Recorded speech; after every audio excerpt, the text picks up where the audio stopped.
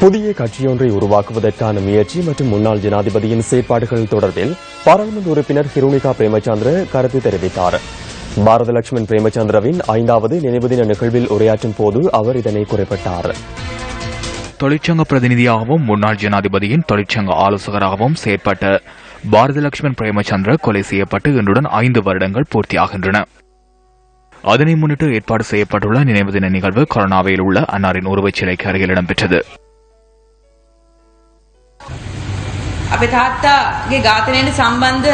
எனது தந்தையின் கொலையுடன் தொடர்பட்ட நபருக்கு மரண தண்டனை வழங்கப்பட்டது. எனினும் அவரினால் மாத்திரம் இதனை தனியாக செய்ய முடியாது. பாதுகாப்பின்றி அவரினால் இதனை செய்திருக்க முடியாது. அத்துடன் அவருக்கு சத்திர சிகிச்சை வழங்கிய வைத்தியர் தொடர்பில் பாரிய சந்தேகம் சமூகத்தில் இருக்கின்றது.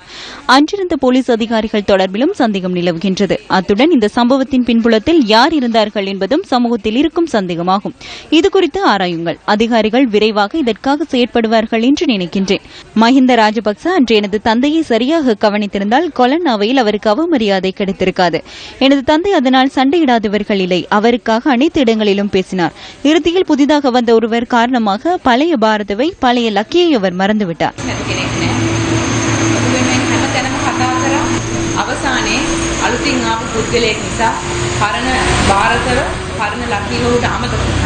தனது எதிர்கால அரசியல் தீர்மானங்கள் தொடர்பிலும் பாராளுமன்ற உறுப்பினர் இங்கு கருத்து தெரிவித்தார். நீங்கள் ஐக்கிய தேசிய கட்சியிலா அல்லது ஸ்ரீலங்கா சுதந்திர கட்சியிலா அரசியலை தொடர்வீர்கள் என பலரும் என்னிடம் கேட்கின்றீர்கள். எனது இரத்தத்தில் என்ன எழுதியிருக்கிறது என்பது தொடர்பில் எதிர்காலத்தில் பார்க்கலாம். எவ்வாறாயினும் நாம் இடதுசாரி குடும்பத்தில் இருந்து வந்தவர்கள் அல்லவா?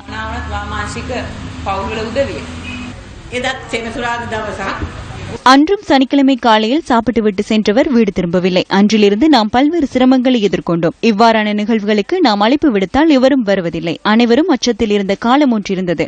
அமைச்சர்களோ அதிகாரிகளோ வரவில்லை.